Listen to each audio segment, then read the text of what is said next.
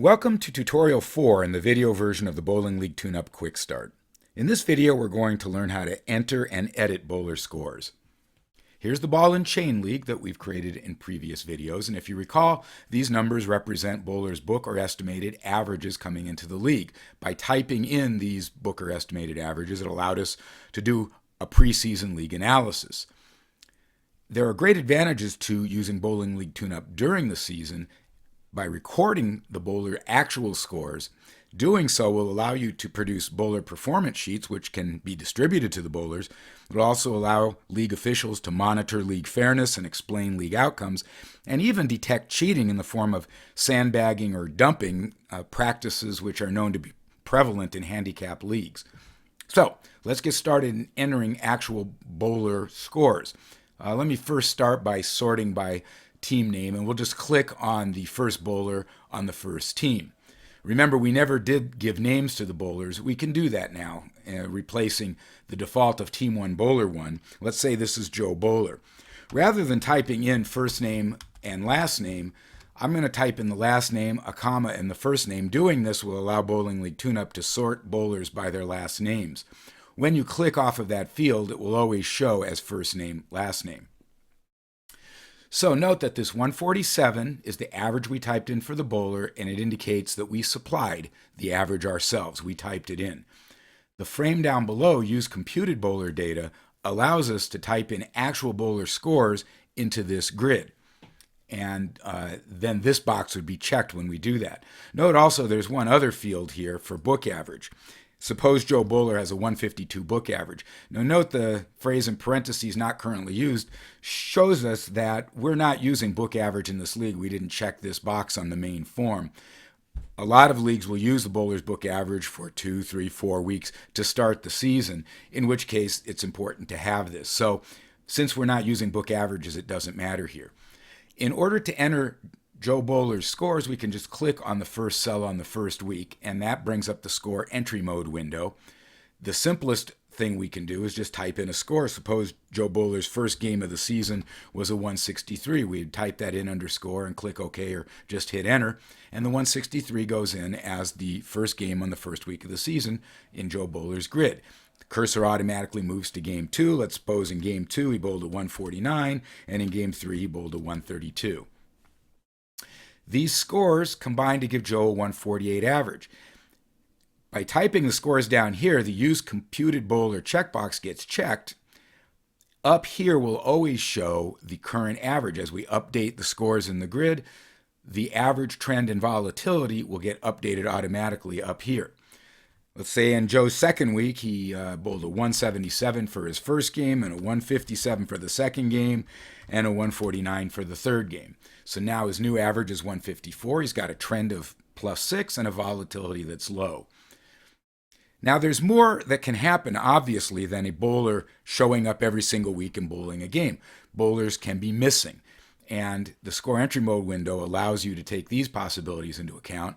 The simplest situation is that Joe showed up late for game 1 of week 3, and so he used an absence score, the league's absence score. If we click the absent bowler, it automatically fills in the score as absence, and it knows the default for this league is that an absent bowler will get 10 pins below his or her average as the score that's used to compute wins and losses.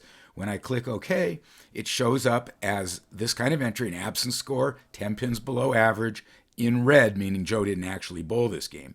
Then let's say he showed up for games 2 and 3 and bowled a 163 and a 172.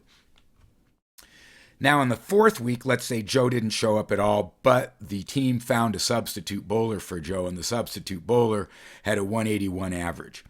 So we're going to record the substitute bowler's score. Suppose the bowler's first game was a 199. We're going to click the sub or vacancy bowler button, and we said that the bowler had a 181 average that is being used to compute his or her handicap.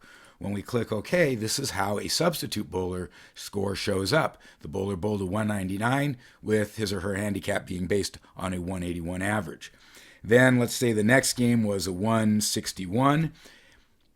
I made a mistake, so we're going to cancel out of this mode, click back on the 161. I forgot to say this was a substitute score. And notice that Bowling League Tuneup remembers that this substitute bowler has a 181 average.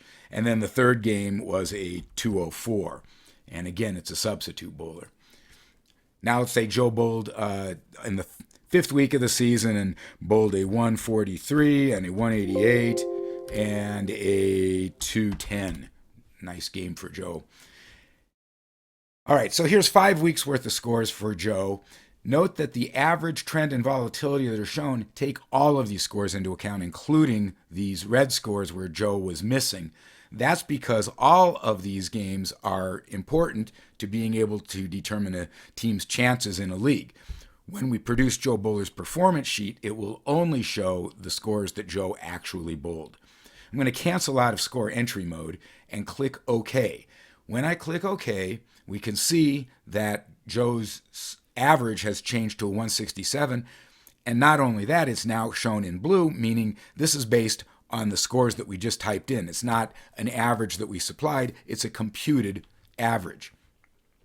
And Bowling League Tuneup automatically advanced to the next bowler where we could continue to do the same thing. I'm going to cancel out of this. We don't need to see me typing in the scores for all the bowlers.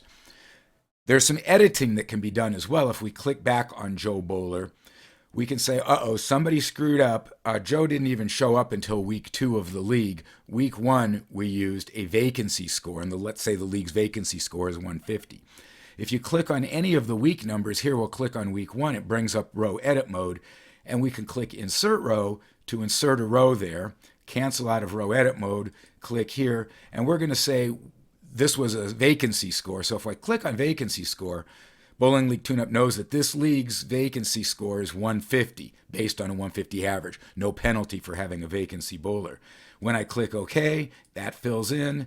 We're going to do it for all 3 games in that first week and then cancel out of score entry mode. So what we've just done is edit the scores. We can also edit any individual score by simply typing a new score. Suppose he didn't get a 157 but a 147. So here are Joe's first 6 weeks of scores, and when I click OK, that will be reflected as an updated score in the grid. Also, we can right-click on any bowler, and we can see the bowler's name show up briefly here, so that you don't have to click on a bowler and bring up his Edit Bowler window in order to see the bowler's name. So these are the basic techniques for entering and editing bowler scores. In the next video, we're going to show you a couple of other ways to get bowler scores into Bowling League Tuneup.